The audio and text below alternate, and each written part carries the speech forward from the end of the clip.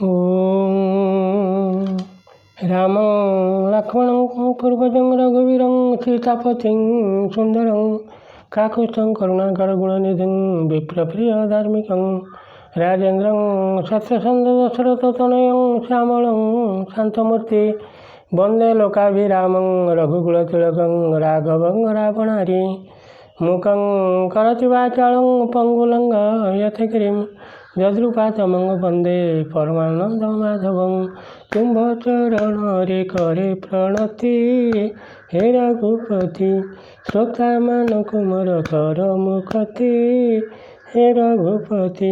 से भक्तवत्सल भगवान की जय। मर्यादा पुरुष रामचंद्र की जय। लखन लाल जी की जय। भरत लाल जी की जय। शत्रुघ्न लाल जी की जय। सीता देवी की जय। संकट मोचन हनुमान जी की जय। मोर प्रिय श्रोता बंधु मान को नमस्कार करी से धारावाहिक रामायण आलोचना करने को जाऊँ। आपण मैंने पूर्व अध्याय शुणुले युद्धाजित जी दशरथ शला कैकेयी राजा पुत्र से आसी दशरथ पाखे पहुँची मिथिलार भरत को नापी कहते मो पिता कैकेयी राजा बहुत श्रद्धार भरत को नापी मत पठाई एति बाट आपण मैंने परवर्ती अध्याय शुणुले मु आसिकी अयोध्या पहुँचली शुणिली आपण मिथिलार अछंती। तापर एठी आसी पहुँचली शला भिणई मिठा आलाप करी तापर रात्रि हला रात्रि भोजन करी रात्रि यापन कले। तापर प्रभात हला नित्यकर्म छाड़िले। तेणे जनक राजा मंत्री की डकाई विवाह विधि सज करी बाकू कहिले। मंत्री लोक धरी मंडप भितर वेदिका निर्माण करी कदली गछ पोती आंबडाल बांधी स्वर्ण घटरे जलपूर्ण करी फूल साजसज्जा करी रत्न दीपावली घृतपूर्ण करी जलाइले।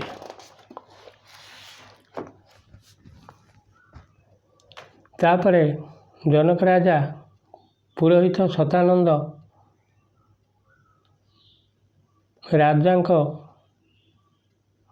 जनक राजा सान भाई कुशध्वज को कन्यादान करने प्रस्तुत होई वेदी पाखरे रही।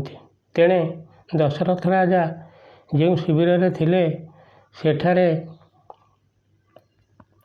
पेंटर मान को कही श्रीराम सहित चारि भाई को पेंटिंग कले।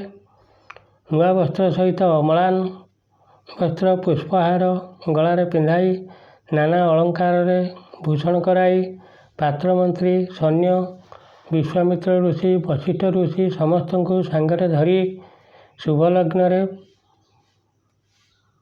प्रसेसन आरंभ कले। सब राज परिच्छेद होमती रजा बाहाघर हुए एमती प्रसेसन कले जे बसुमती थरहर है। तापर वशिष्ठ विश्वामित्र वेद उच्चारण करी मिथिला दांडे दांडे जाई जनक राजा सिंहद्वार पहुँची गले। आगरे वशिष्ठ जाई जनक राजा को कहले दशरथ राजा तांको चारि पुत्र सहित सिंहद्वार अछंती शीघ्र आस तांको आनी बेदी बसाओ। तापर जनक राजा वशिष्ठ को नमस्कार करी पुरोहित बंधुगण को सांगरे धरी सिंहद्वार पहुँची कुलाचार मतरे सत्कार करी बाटवरण आरंभ कले। तापरे बरजात्री विश्वामित्र ऋषि समस्त को बेदी पाख को नहीं गले। तापरे जनक राजा हाथ जोड़ी कहले मुनिगण सहित ବଶିଷ୍ଠ, ବିଶ୍ୱାମିତ୍ର, ସତ୍ୟାନନ୍ଦ ସମସ୍ତେ ଶ୍ରୀରାମଙ୍କ ବିବାହ ପ୍ରଥମେ ଆରମ୍ଭ କରନ୍ତୁ। ତାପରେ ମୁନିମାନେ ରାଜା ଘର କୁଳାଚାର ମତରେ ଯେମିତି ବିଭାଘର ହୁଏ ସେମିତି ହେଲା। ମୋର ପ୍ରିୟ ଶ୍ରୋତାବନ୍ଧୁଗଣ, ଆପଣମାନେ କ୍ଷମା କରିବେ। ବିବାହର ଆମୂଳଚୂଳ ବର୍ଣ୍ଣନା କଲେ 3 ଦିନ ଲାଗିବ। ଏଣୁ ସବୁ ଟିକେ ଟିକେ କହୁଛି, ଆପଣ ଦୟାକରି ଶୁଣନ୍ତୁ। ତାପରେ ଜନକ ରାଜା ସୀତାଙ୍କୁ କୋଳରେ ଧରି ବସିଲେ। ହୋମ ଅଗ୍ନି ପାଖରେ ରାମ ବସିଲେ। ଜନକ କହିଲେ, ରାମ, ତୁମ୍ଭର କଲ୍ୟାଣ ହେଉ। ମୋର ଅଲିଅଳି ସୀତା କନ୍ୟାକୁ ଦାନ କଲି, ଗ୍ରହଣ କର।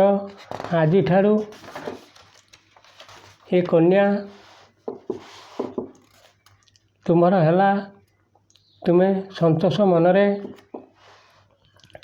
ସୀତା ହସ୍ତକୁ ଧର। ମୁଁ ସ୍ୱଚ୍ଛ ମନରେ ତୁମ୍ଭ ହସ୍ତରେ ଦାନ କଲି। ଆଶୀର୍ବାଦ କରୁଛି, ସୀତା ଭାଗ୍ୟବତୀ ପତିବ୍ରତା ହେଉ। ସବୁକାଳେ ତୁମ୍ଭର ସହାୟିନୀ ହେଉ। ଛାୟା ପରି ତୁମ୍ଭ ପାଖେ ପାଖେ ରହିଥିବ। ତୁମ୍ଭ ଆଜ୍ଞାକୁ ସବୁବେଳେ ମୁଣ୍ଡରେ ବହିଥିବ। ହେ ରଘୁବୀର, କେବଳ ଗୋଟିଏ କଥା ମୁଁ ତୁମ୍ଭଙ୍କୁ ମାଗୁଛି। ସୀତା ଯେତେବେଳେ ଦୋଷ କରିବ ତାକୁ କ୍ଷମା କରୁଥିବ।